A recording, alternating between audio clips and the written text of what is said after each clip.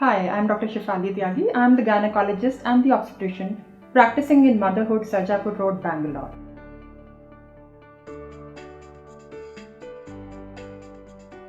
One of the very common questions asked is that can I travel by bus during pregnancy?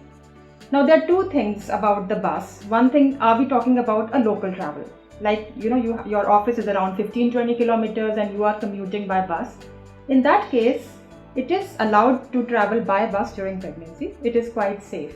If you're worried about small jerks or the speed breakers, it is fine. The baby is in a bag of water, which generally absorbs all the jerks and it acts as a cushion. So don't worry about the jerks or the potholes on the roads. Now, while you are traveling by bus, just make sure that you have had something to eat before you have left for traveling.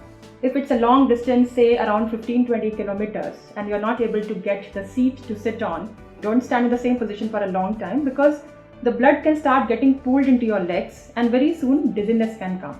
So it's always better to keep on shuffling your legs, one step forward, one step backwards, and the ankles can be pushed upwards and downwards like this so that the blood keeps on getting circulated back to the circulation and the BP will not fall. Second thing is always carry something with you in the bag, maybe some biscuits or a water bottle. If you feel that you are getting that little faintness attack or some blackout kind of thing, it's important to have that biscuit or a sip of water. And then please ask somebody nearby who's on a seat to stand up and give you a seat that I'm expecting and I'm not feeling well. Because in case you don't do that, the next step can be that you can faint off or fall off. So better than fainting off, it's better to ask somebody to make you sit, and or if it's not possible, if nobody is there to give you a seat, sit down wherever you are. So in that case, you will avoid having an injury by falling. Otherwise, it is quite safe to travel by bus for short distances.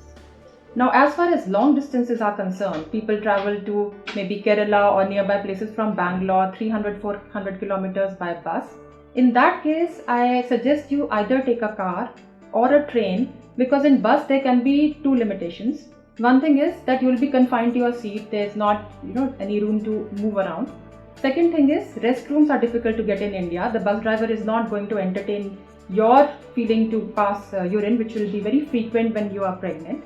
Third thing is that you can have a backache because the bus might not be so comfortable. So in that case, if you have a taxi or your own car, you can stop in between every 1-2 hours, take a break, roam around, change your position, and obviously use the restrooms as per your needs. Train journey is also preferable to bus because there you can change your position, roam around, and hence the backache will not come so easily. Hence, for long journeys, bus can be kept as the last option for traveling, and the other modes of transport like car and train can be taken in preference to bus.